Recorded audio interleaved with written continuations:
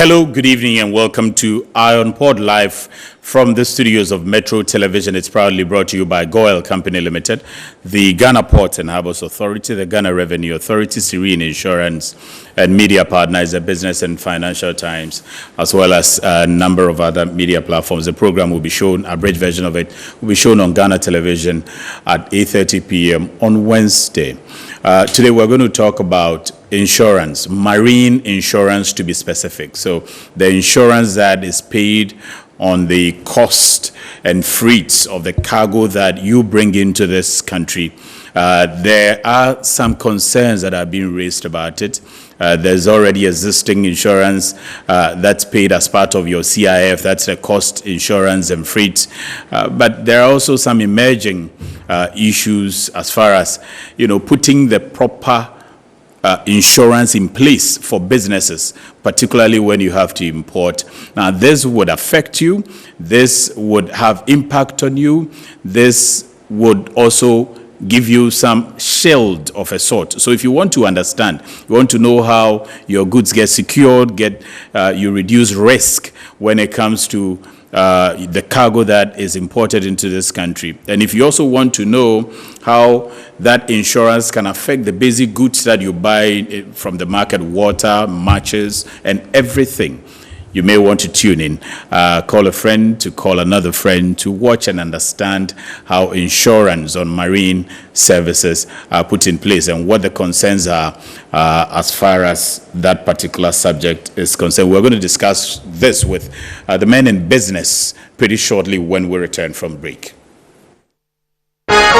Every now and again, Goil makes good things happen. This time, Goil has introduced Super XP Ron 95, a higher grade fuel loaded with additives and yet sold at the same price as normal fuel. Goil Super XP Ron 95 enhances engine performance like never before. It maintains the engine by keeping it clean from carbon deposits. Goil Super XP Ron 95 is designed to burn slowly and thus improves fuel economy, making you save money after several kilometers. Goil Super XP Ron 95 gives you a smooth driving experience, that is, less vibrations. Fill up with Goil Super XP Ron 95. Now there's no need to pay more for any higher grade fuel. Goil has that sorted. Goil, good energy. Electricity, then pay your taxes. Our taxes, our future. Because you see, without our taxes, we wouldn't have good roads, good schools, better hospitals, street lights, and other very important social amenities. When we pay our taxes, we give our children free and quality education. Talga, my money too small. Why should I pay my tax? Look, small.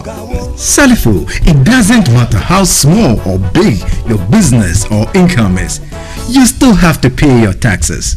The little taxes from each and every one of us, when put together, could give your community clean water or that deprived school with tables and chairs. Please pay your taxes. It is your responsibility. It is your civic duty. It is the law. Oh, how are you? Hi Yvonne, a few words please. Everyone is talking about the fire at your production house last week. How are you holding up? Has production stalled?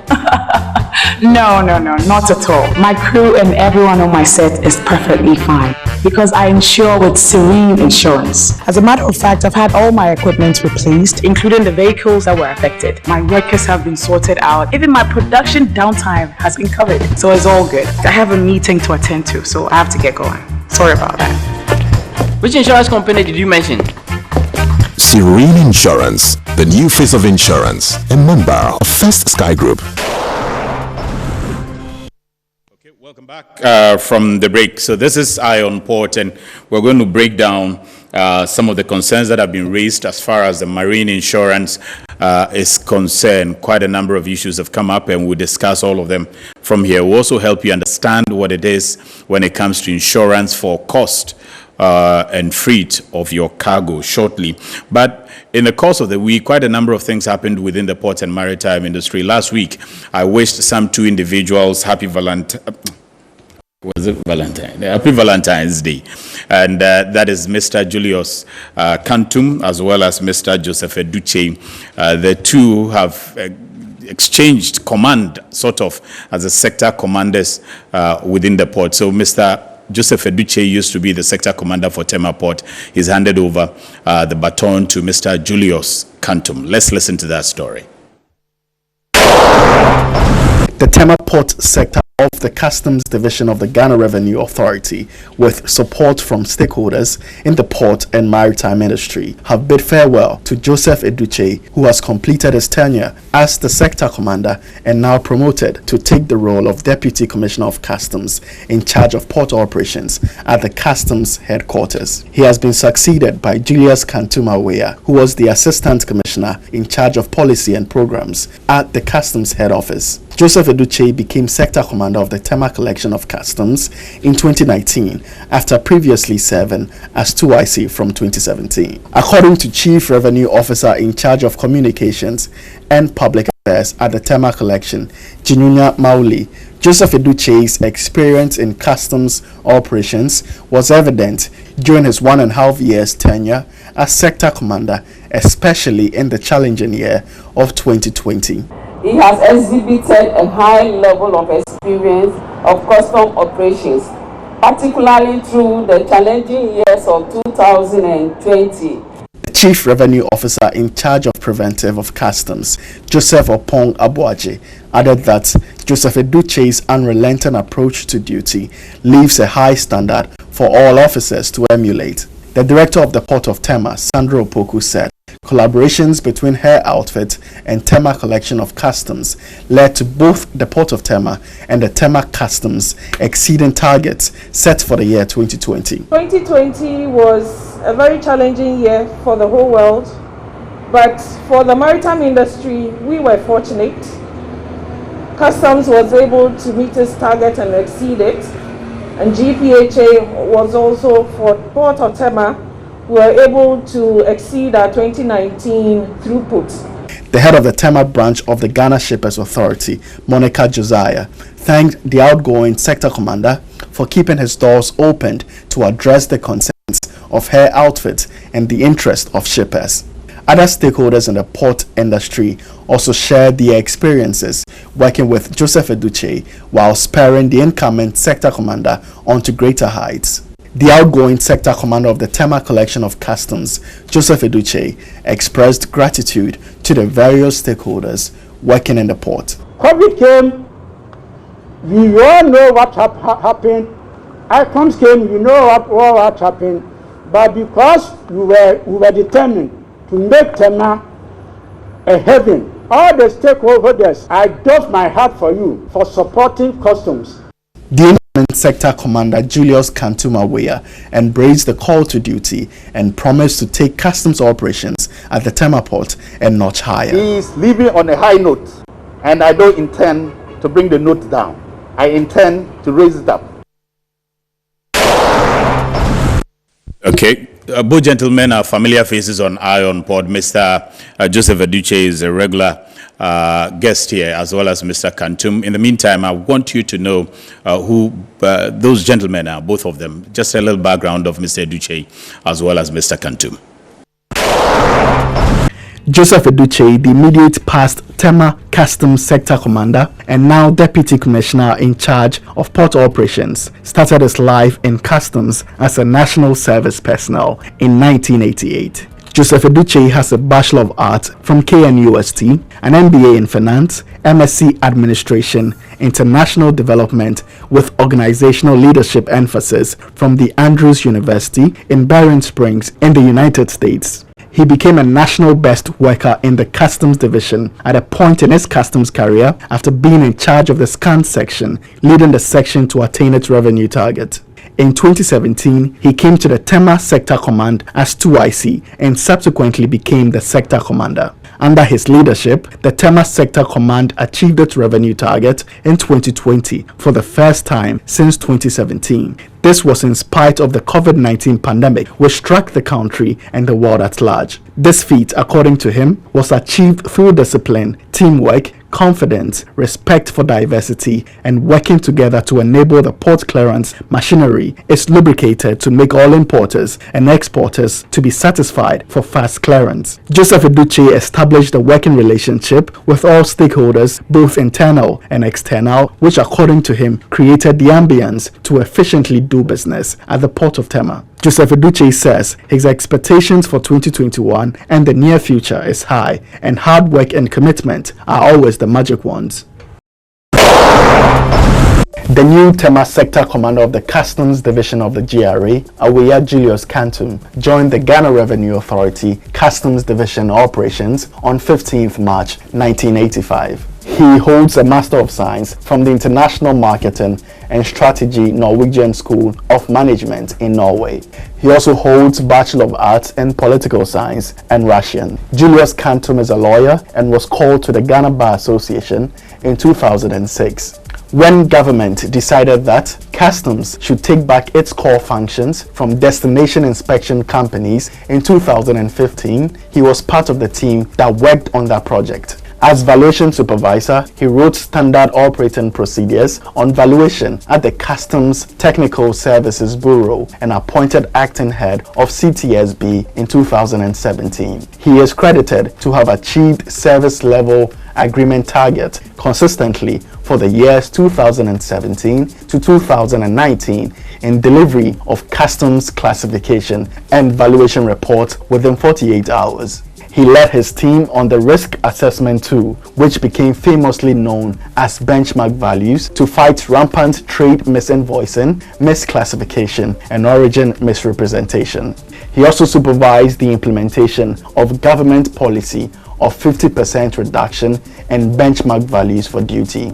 JULIUS KANTUM has been involved in customs operations at various ports of entry and in different capacities for the past 35 years. Until his appointment as the TEMA Sector Commander for the Customs Division of the GRA, he was the Assistant Commissioner in charge of policy and programs since 2019. Okay, so I'm sure that now you have a fair idea who both gentlemen are. We wish them well and luck in their endeavors. I'm sure that you also be seeing them here regularly on Iron Port at the appropriate time within the right context. So my guest in the studio is Mr. Joseph Agbaga. He's the Chairman, Commission on Trade Facilitation, International Chamber of Commerce, Ghana. Mr. Joseph Obing, the President, Ghana Union of Traders Association, GUTA. Gentlemen, pleasure to have you in the studio.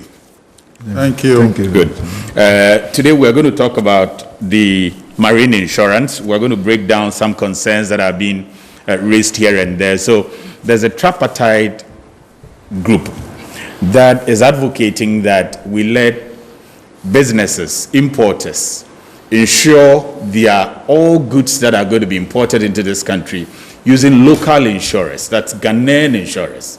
Instead of, they choose, if I'm importing from China or USA, I choose a US insurer.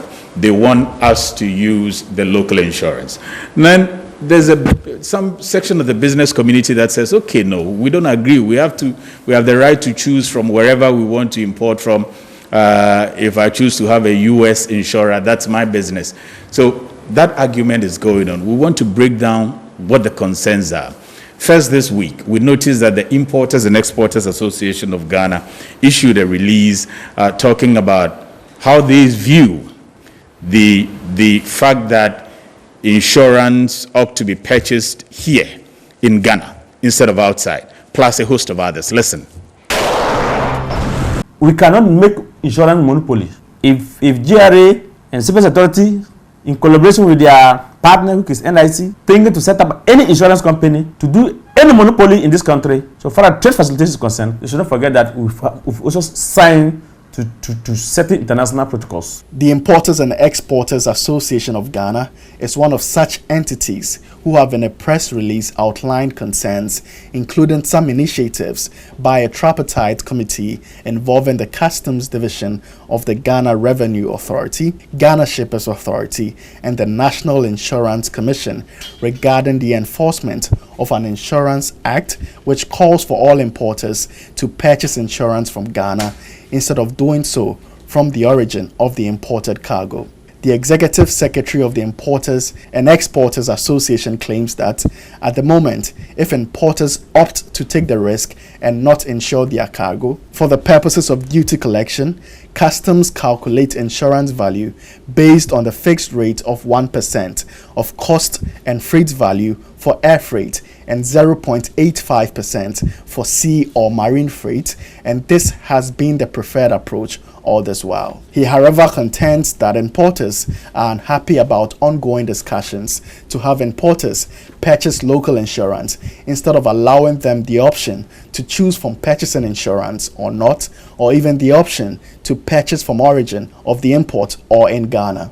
Samson Asaki even contends the long-held practice of customs calculating insurance of fixed 0.85% and 1% on cargoes that are not covered by insurance, claiming that per international conventions, insurance rates are negotiable between clients and their insurance companies, so under no circumstance should customs peg their own rate for the purposes of duty calculation. I have people complain to me that if you bring your policy, your goods to the port with your insurance cover, and the customer will look at it and say it's not up to 0.7 or 0.8, they will adjust it. The chairman of the Commission on Trade Facilitation at the ICC Ghana, Joseph Agbaga, explained that during the calculation of duty values on goods, customs may decide to adjust the insurance rate to the pegged rate when they raise suspicion from rates presented when they appear unreasonably low. Sometimes if the insurance component, they feel that it is not appropriate, they set aside your insurance that you have given them, they set it aside and increase it by using the calculated method. Joseph Agbaga, who is also a former president of the Ghana Institute of Freight Forwarders, touched on the intention of the National Insurance Commission to fall under local insurance law that says that all importation that comes to Ghana must take a local insurance. He opined that the adoption of this law in the international shipping business in Ghana would defy international conventions. And this is international trade. So therefore, the international trade business law would take precedence. He advised the National Insurance Commission to thoroughly engage the trading public to present the benefits that lie within what they are proposing rather than imposing it. The Executive Secretary of the Importers and Exporters Association disclosed that, like many of the important public, he is displeased with some shipping charges imposed on importers by the shipping lines and called for some investigations that will lead to the scrapping of these charges. Okay, so that's a background of what the importers and exporters are raising, what the freight forwarders are also contending from Mr. Agbaga's perspective. So I'm going to start with you, Mr. Agbaga.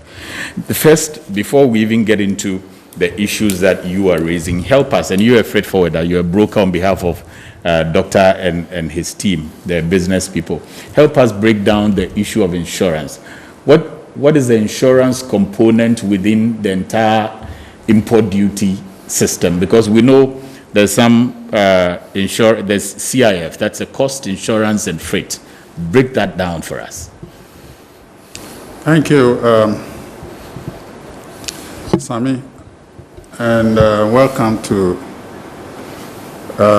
viewers who are listening to us on this subject matter. As it appears that in Ghana, customs duties are exacted on cost, freight, and insurance, or otherwise we say cost, insurance, and freight, CIF. The breakdown of these three components means the actual cost of the goods that is being purchased with its incidental expenses that will make the goods be loaded onto the auction-going vessel. Then we'll come to the second component, which is the freight cost. How much the transportation will cost you from point A to point B.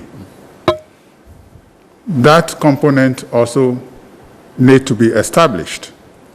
Then the third one, which is the insurance component, which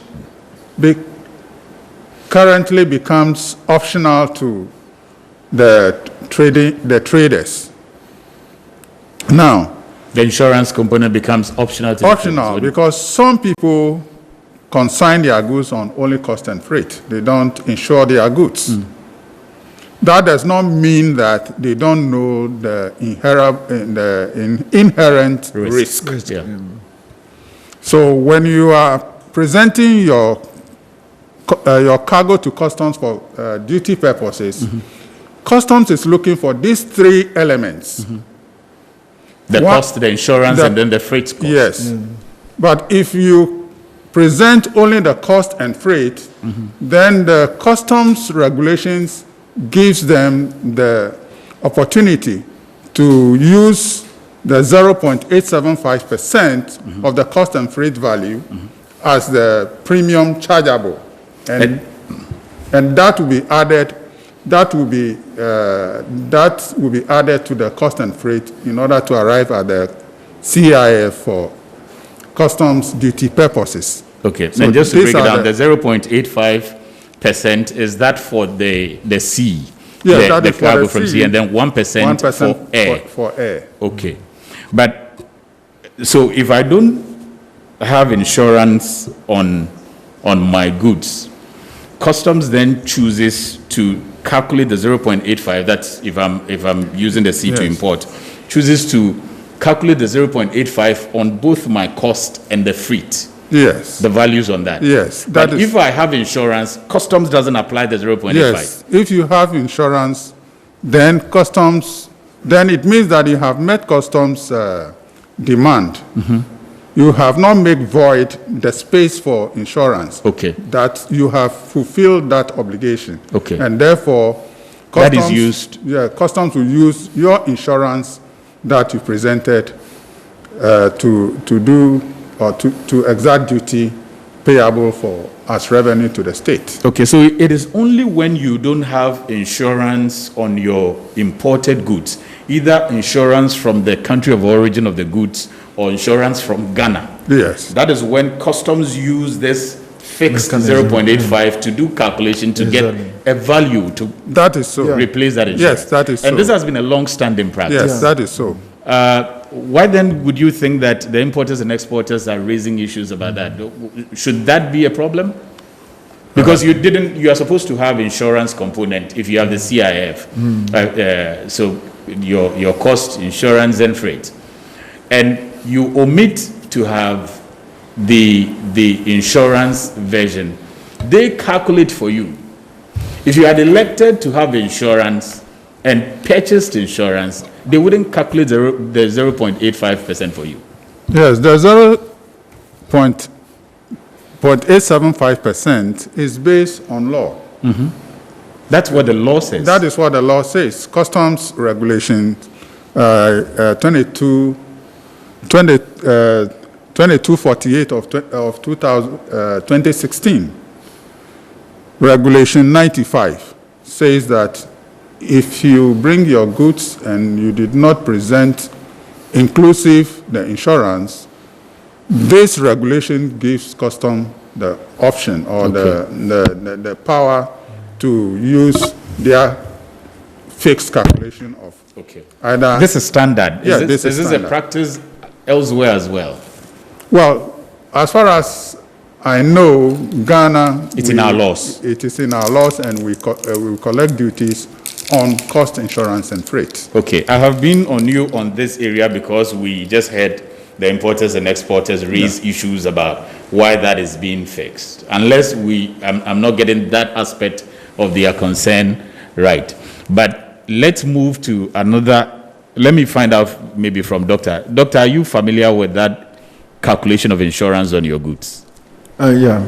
Okay, and your side, you approve of it? Yeah, but the regulation that is enacted in the customs law mandates customs because they use the cost insurance and freight for their calculation. So in that vein, I think that has been the practice. The practice. Okay. For some time, and then I haven't seen much of us complaining about that. Good. So I think that is sorted. One concern raised by the importers and exporters, which I wanted to get clarified, is sorted. The other side that I've heard about is this apartheid committee made up of the National Insurance Commission, the Ghana Shippers Authority, and then Customs.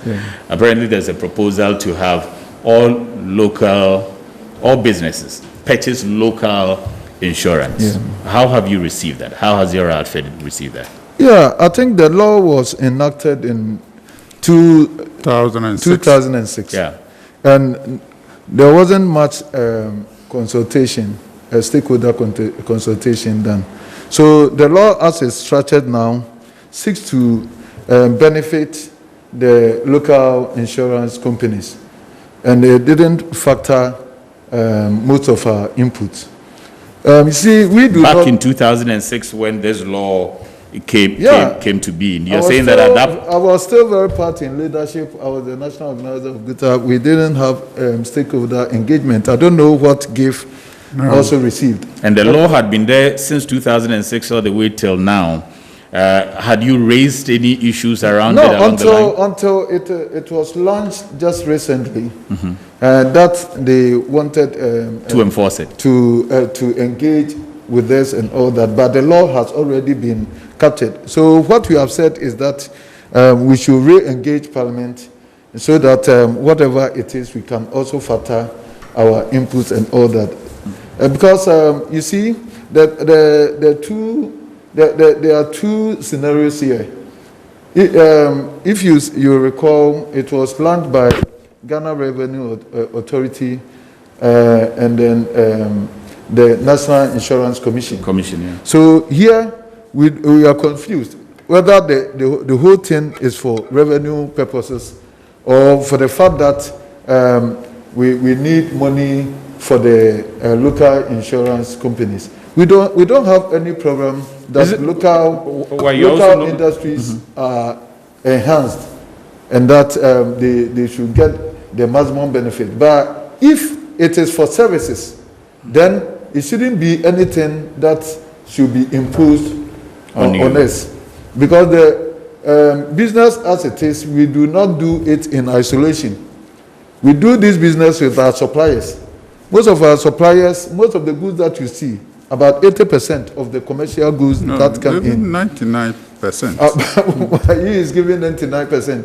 But over 80% of this, we do not have the custody until the goods have reached the final destination here, where we have paid all our indebtedness to the supplier before he hands over the documents to us. So in this regard, they are very much involved in the whole documentation processes, and then they seek to also protect the value the worth of their goods by insuring it in their local insurance companies. And what about if they are also mandated to only insure their goods in their countries? How can they also allow the goods even to come in? So insurance is a service. Do you have some suppliers or some countries where it is mandatory to insure the goods from the origin? I'm thinking aloud. Once Ghana is initiating this, then I'm thinking about it. If another country also implements it. It's not what I know for now. Because this is international. International trading, importation and all that is very international. It involves two clients from different countries and all that. So it is allowed, very much allowed, for people to do insurance wherever it is preferable for any of the distance. So I think that's where the issue is. Theirs is service, and the onus lies on them to provide the comfort. It's not that they haven't been there with us in the past. They try to sell their products to us, and they are not having a way through because it's not attractive because of they overprice the rates premium. are not, Some of the things they also say that they can't insure against. The risk is that they can't insure. And sometimes they don't. Some of your commodities. Sometimes simply they don't have the capacity to insure some of these things. So it's about value for money. And then if my supplier is also interested on the goods that he is giving me on credit, if I'm having a credit sales with him and all that, he is even more interested in the goods than my very self, because he have to protect it, and that he has his insurance to do. These are some of the issues. Is that how you see it? You think your supplier would have a lot more interest in the goods that is coming to you? Now you are the beneficiary, you are the recipient of the goods. Would he have better interest in the goods he's selling to you than yourself? Yeah, both of you, because he's giving the goods but to you on definitely credit. would have much more Excuse interest. me, most of these goods, you pay deposit, and then they release the goods on sea for you. And then until the good arrive to you. And then you pay the balance for your documents. And so until that time that he has handed the documents, the goods are still in his custody. Yeah. And that's why he's even more involved than your very He's self. also concerned. And so we have to think through some of the these pros things, and cons. the pros and cons and all that. If we have to sit down again. But if it is for the revenue of it, for Ghana Revenue Authority, they have a law that Mr. Abada just explained to us. If they think there's a shortfall somewhere, they can easily enhance it from there. But if it is for services, the provision of service, then if it is imposed on us, that's where the problem is. Even though I agree and I will support any effort that will make a local insurance company, but they themselves haven't made insurance attractive to the people of Ghana. The insurance companies and all that have a duty to make sure that their services are attractive to us, so that we will come in naturally. And not that you go through the back door and lobby to impose it on you. To impose on people. That one is not fair. But whatever it is, the law has been enacted. What we are requesting is that we sit down again, and then if we have to make some inputs and all that to make it workable. But as it is now, it is not workable. It is structured only to have benefit for the insurance company, where our interest is not captured. Okay, that interest, before I bring Mr. Bagay, and I'm not sure, is it Act 38.1 also? Is it Customs Act 38.1, the one that talks about the insurance, the law? No, it's a regulation. It's regulation. Customs regulation. Regulations. 2248 of 2016. Okay. So Section 95, Regulation 95. Regulation 95, rather. Okay. So I am wondering, you mentioned that if it's for the purposes of revenue, or it is to benefit the insurance companies in Ghana, obviously, if you're breaking it down, you would want to look at the job, the employment benefits of insurance. If they are getting all this job of insuring imports into this country, definitely employment for the people of the country. Also, the insurance companies will definitely get the opportunity to grow. And even retention of the forest exchange. Yeah. If they make this service very attractive for people to have confidence and all that, we keep our monies here. You don't take dollars outside to insure. But they haven't proved themselves that they are capable. That's why in the past they have been. It's not that they haven't made effort to sell the insurance to us. They have done it, but they've only been able to secure 6% of the entire market. Yeah. So 94% of you insure from outside. Exactly. Interesting. It means that your service is not attractive. So that's the way forward. But it's not that a service that is not needed should be imposed on us. That's what I'm talking about. So you are saying that your men are you are okay with you don't have a problem if national insurers are insuring you, provided what they are offering, their offers are secured and good enough for you. And especially when the law is cast that in a way that it can also accommodate offshore insurance activities, because some of them, even by preparing the LC and all that, they make it mandatory that they insure it with this. And so if there's no provision in that, and then we make it all transactions should be made wholly in local destination, then it will not be fair for international business, and most of us will be left out. Have you laid all these concerns to the tripartite committee? Oh yeah, we met. Okay. And if you have read from Ghana Shipper's Authority, exactly what I'm saying is what I told them. It's captured. That you haven't made yourself attractive, and matters we support you, that you can even have it all. But you have to make yourself very attractive, very comfortable for people to deal with. Even for the other insurance, like car and other people insuring against their houses and all that, people do not have the reason even to continue. Because when it comes to claims and all that, there's problem. And when they have visited us, their premium charges were astronomically higher than that that we are sourcing from outside. The foreign. And then they were trying also to say that people do not get their claim, where they are not even getting, because they don't have the reference of it, that people have suffered any fate where they couldn't get the claims from outside sources, unless the person did not pay through a qualified insurance company. So we are in for it. We want to support the local initiatives and all that. But this is service providers, and they are also private entities like our very selves. And so whatever thing that they are doing, it should be considered in that background. Okay. And so that nobody will be surcharged. Yeah. Mr. Agbega, let me bring you in, and from the broker's perspective, because Mr. Doctor talks about the revenue benefits, the benefits to the insurance companies within Ghana, and of course the country will also benefit when it comes to retention, keeping dollars in the country. It doesn't make our cedi devalue and all of that. So beyond this, one would also want to look at the arguments that we have heard some of the insurance companies raising, that it's for the security of Ghanaians themselves and Ghanaian businesses, because if the Ghanaian insurer, they believe, has the Ghanaian business at heart, much more than relying on the foreign insurer. How do you also view this? Insurance business is the same everywhere. It is an international language.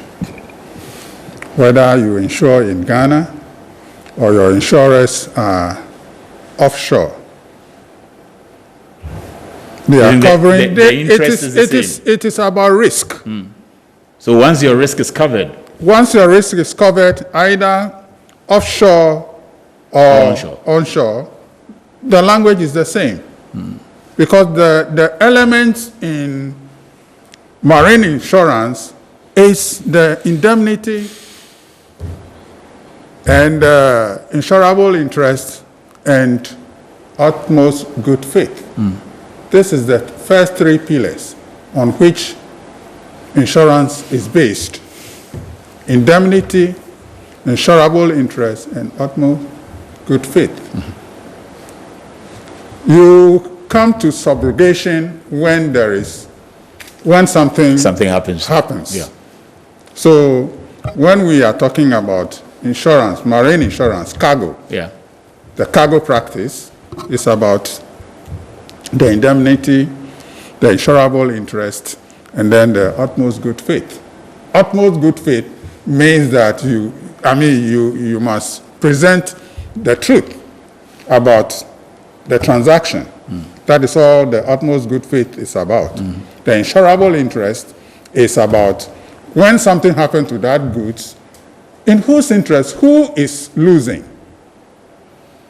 That is why Doctor was saying that some of them, cargo reaches here, they must pay before even the document is handed to them. Yeah.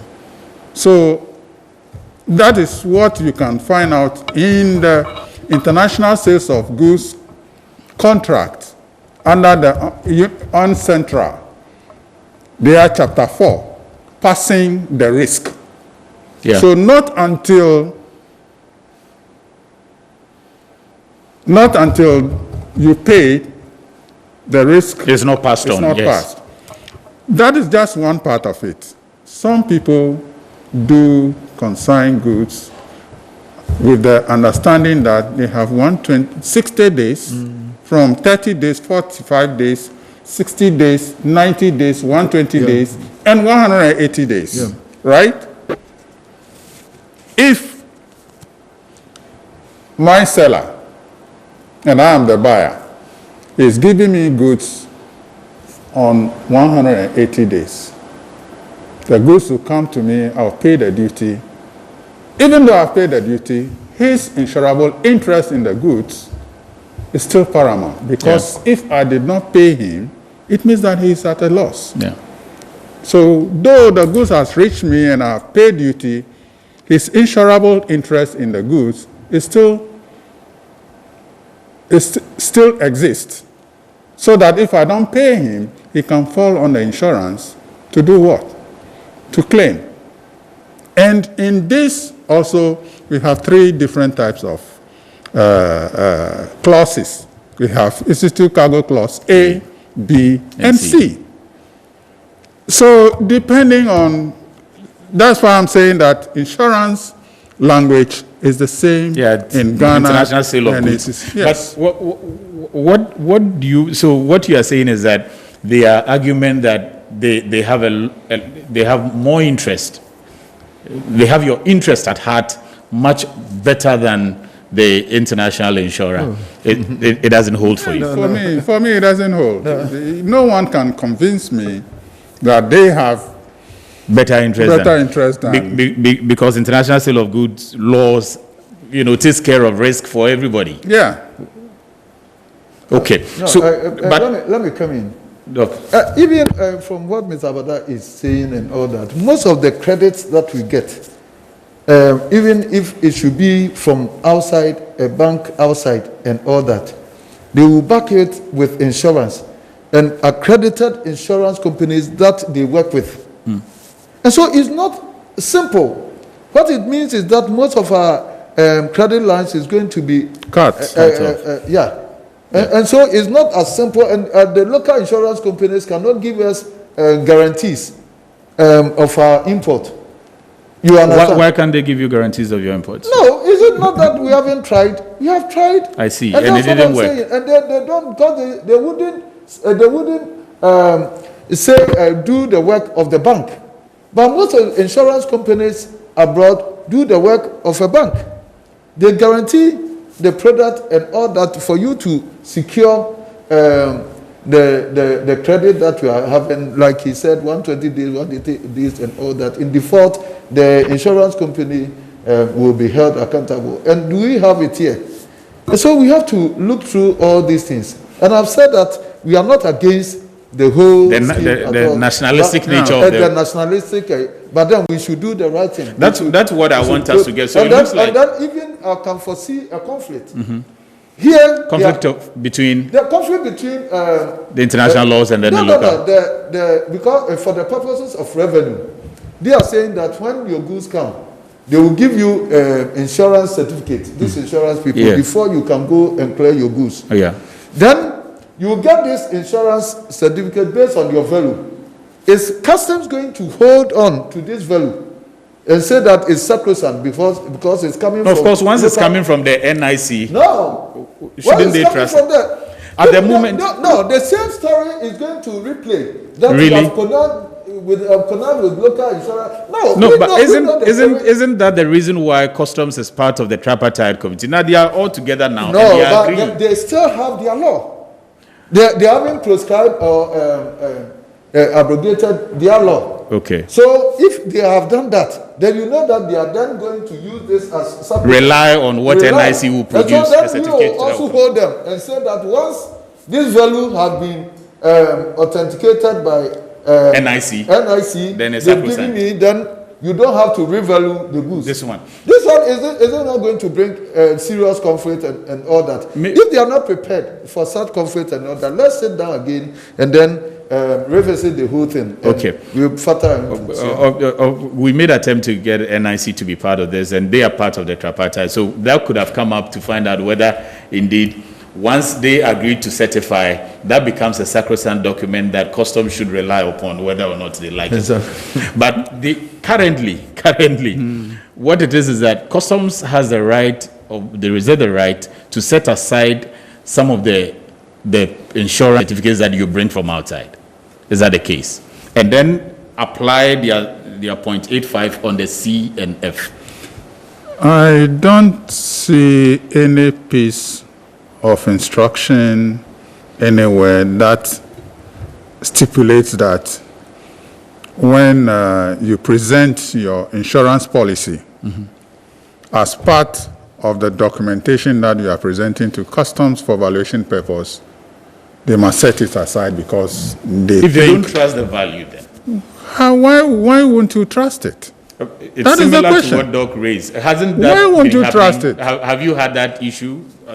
Have you had issues where customs have set aside your policy because they don't believe that it was based on proper values? Yeah, not that somebody have complained to me, but you know, I believe in Asaki also because that's what Asaki raised. When he says that people have complained to him, so that one have to be investigated, like you were saying. Okay. Then we can have a solution to that. Okay. But because the reason why I can't talk much on that issue is that if customs is using valuing goods or charging duties based on CIF, and then most of our people also, let me tell you, don't insure. Insurance is not compulsory until it affects a third party, like vehicles and all that. Yeah. So somebody might decide not to and take the risk. Pay because when some people have imported about 30 years, they haven't suffered any damage or risk. I mean, have you barely hear this? No, but we don't barely hear. We hear it quite often, just that people ignore, and then eventually they want to claim through some other means. So somebody thinks that if I'm bringing a car on the sea, there won't be fire. Somebody had a problem with his goods. It got sunk. Yes. Some years back. Even beyond sinking. And he had paid offshore. Yeah. And within 60 days, his money has been given to his the offshore insurer. The insurer, and then the goods were reshipped to him. And you think if you bring that argument, a local insurer couldn't have done that? Yeah, or the promptness. Why is it that they have not been able to sell? Because it's about selling. Yeah. It's not about going through the back door. Marketing it's about, yourself. Projecting what you can do. Yeah. And then when you do the service to others, and then it has worked for them, they themselves also sell the product for you. They will testify. The fact that you still remain at 6% out of the entirety of the market, then there's a problem. And I've told you that most of them said that most of the items they cannot insure. It's a high risk and all that. And sometimes sheer capacity of the volumes that one is bringing. And so it is about them projecting to us that they have come of age and that they can take over this service, and then gradually they let us have comfort with them, and then naturally we'll go through. But it shouldn't be something that is going to be imposition. Yeah. That one wouldn't be fair. And you're saying that as it stands, they haven't proven that ability to you. And we have to do it in a dual manner and all that. First, people. And then they carry you along slowly. That one, then we have to sit down again. When we have meeting with them, I propose that we sit down again so that our input is well captured, and then we sit down, we go back to Parliament, and then we can, because there's no also serious penalties in default of payment of these claims to the insurance. Yeah, in the answer, we do not see those serious. Okay. And so we have to see that if they have to take such a this thing, then government should also hold them, or Parliament should also hold them to punitive measures if you default in payment. Default and all that, and so it will bring this thing. But Mr. Abega, when you look at the law that claims not to cover insurance offshore on imported goods, why is it that for reinsurance they allow it? The question is that. That is the question. Yeah. Then number two, you said you should not take insurance on goods. But they exempt personal effects. Why? Yeah. Why? Is it not because of the nature of personal effects? Personal What effects is the an only one that is... No, personal effects is my... If I suffer loss, it's mine. It's mine. Right? Is it not because of the nature? Because sometimes personal effect, somebody will just bring one saucepan here, one iron here, one... So what it means is that... No, what it means is that I should not take insurance on commercial goods, but I am free to take insurance on personal effects. That is what the law is saying. The reverse instead. The reverse instead. Yeah. What it is that you are supposed to take insurance on commercial. Yes. But you are not to do that on personal. Effects. Yeah. That's what it's supposed to mean. It's but a vice you versa, see, so that's one aspect. Now, I also didn't understand why personal effects are exempt, except that I speculated that it could be because of the nature of personal effects are your personal belongings, like your dresses, your some one Maybe or two. They expect you to be able to bear that risk because of what is involved. But beyond that, a lot of your people also elect not to purchase insurance, purchase policies on the goods they import, thereby incurring the 0.85 that is imposed by customs. Don't you think that if the tripartite group or the NIC decides or helps you to bring their rate down somewhere around 0.35, 0.45 and all that, it would encourage people rather than begin to purchase policies. If that is because the case. if you don't purchase the policy and you come straight, you are going to incur 0.85 on C and F. Meanwhile, if you had just purchased the policy, it could have been like 0.1 or 0.123 or something. Yeah. So it's a good point to introduce or to market yourself in that manner for growth. Let me say that you can, if you have any contribution on this one, you can share with us, and I've seen some from some quarters already.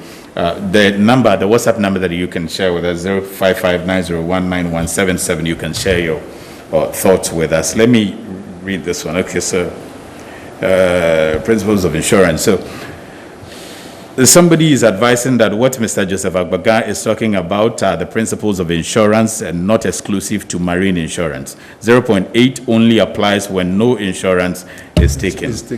I think that is clear. This one from, okay, I'm not too clear, from the former GIF president, Mr. Kwabena Ufosu says,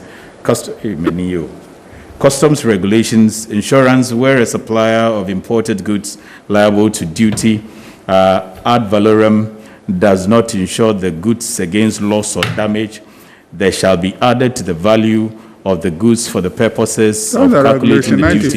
Yes, that's the 95. Okay, the LI 2248 here. Okay, duty and insurance value as follows. That is A, at a rate of 1% of the cost and freight value for air freight, or at a rate of 0.875% of the cost and freight value for sea freight.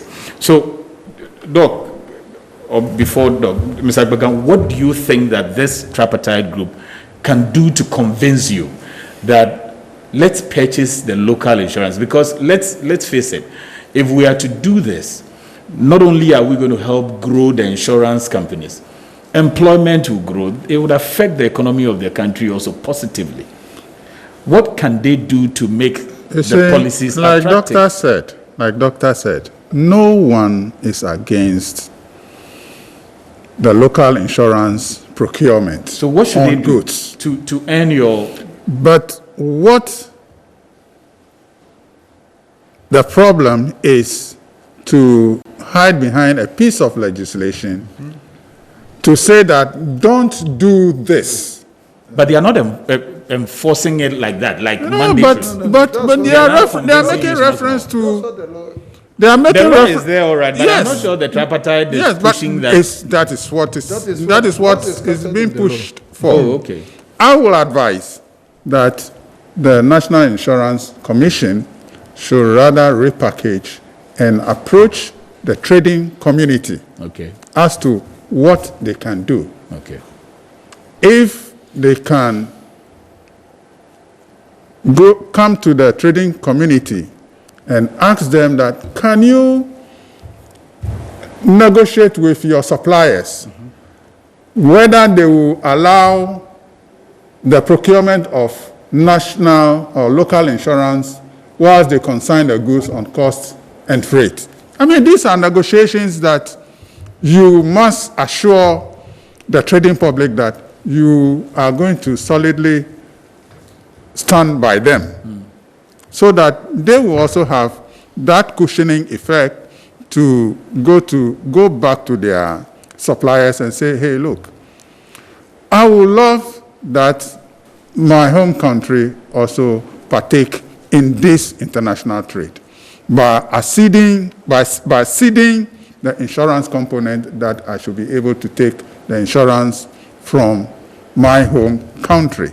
It is a mutual and a win-win situation that they need to take, rather than to hold the law and say that this is like a big stick, a big brother, and they want to whip you into line. But if they were to start, would you advise that they get selective with the classes of insurance that they choose? So instead of the class A, for instance, they may choose to start with the class C, which is more equivalent to the third-party insurer kind of thing. Well, the institute cargo clauses A, B, and C is depending on the kind of cargo type also comes in. Yeah, depending on their risks as well. There are other things that comes into choosing the risk level that you want to be covered. So if they will be able to say that, okay, we will assure you with Cargo Institute Clause A at a minimum of this bit or this percentage of your invoice, why not? Yeah. It is about growing what you have at home, so that the country can also expand in the insurance field, in insurance industry, to create business and employment for the citizenry. Okay. I'll let Doc also take your last bit, and then I can just pick one story from international world before we close and hand over to Sandra, who is staring at me for the news. But the Deputy Commissioner in charge of operations, a former sector commander, says insurance is mandatory, but in lieu of that component, Customs LI 2248 empowers customs, and that's what I read from Mr. Fred Desilu, that empowers customs to apply 0.875% at seaports and 1% at Kotoka International Airport, so we can take the appropriate duties and not to delay clearance to avoid more extra trading cost to traders. I am of the view that those traders who may not want to take insurance would have to take local insurance cover to ensure parity. I'm going to pick international stories. When I come and read a few more quickly. You said you need clarity on the parity. Means what? Okay, we'll clarify that when we'll come back. So just one international news or so, and then we'll be back. Golden Ocean Group Limited has acquired 18 scrubber-fitted dry bulk vessels for a total of $752 million from affiliates of Herman Holden Limited, a company indirectly controlled by John Fredrickson, the company's largest shareholder. The move was in line with the company's fleet renewal strategy. Maersk Eindhoven, a 2010-built new Panamax container ship operated by Maersk, lost several hundreds of containers following an engine stop in harsh weather. The incident took place near Japan on February 17, 2021, while the bulk ship was en route from Xiamen, China to Los Angeles, California. All crew members are reported to be safe. The International Maritime Organization has said that it intends to convene a maritime security working group focusing on the Gulf of Guinea at the next session of the Maritime Safety Committee scheduled to take place in May 2021. IMO said it was taking action to enhance the coordination of initiatives among stakeholders, including facilitating meetings with representatives of the industry, the Nigerian Maritime Administration and Safety Agency, and the Inter-Regional Coordination Center.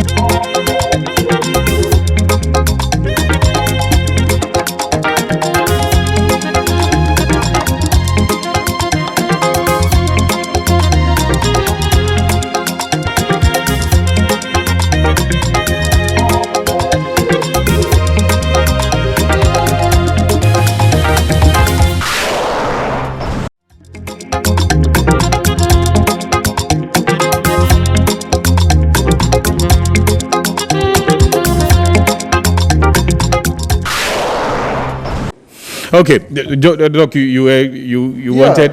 Why were you not clear with the parity? With the parity thing, I think what he was saying is directly opposite. Because he went further to say that in this vein, there's a need to be there's a need for amendment of Regulation 95 by Parliament. No, if somebody hasn't paid, and then it is mandatory on him to pay insurance, and then customs by their regulation charge you the preferred rate. That's the parity we're talking about. So somebody brought the goods with insurance, you did not bring with insurance, but the mechanism at the customs have made provisions for that. That's what parity means to me. And then I'm saying that I'm very surprised the fact that the local insurance companies have not even taken a chunk of the aspect of cargo insurance, the marine, from the port to our destination until the goods reach our destination. Still, the cargo hasn't landed. Yeah. And why are they not even looking at that aspect? From the port to the destination. So that they can even use it as a reference. Yeah. They just want easy money.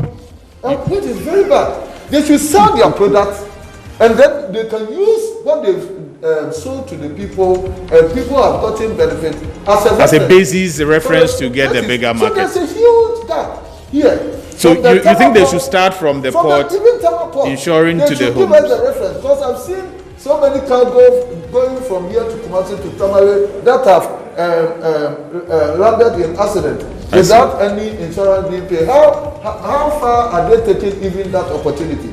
But the one that is so easy that customs will just collect for them. I mean, this is not fair. They should just work themselves into us.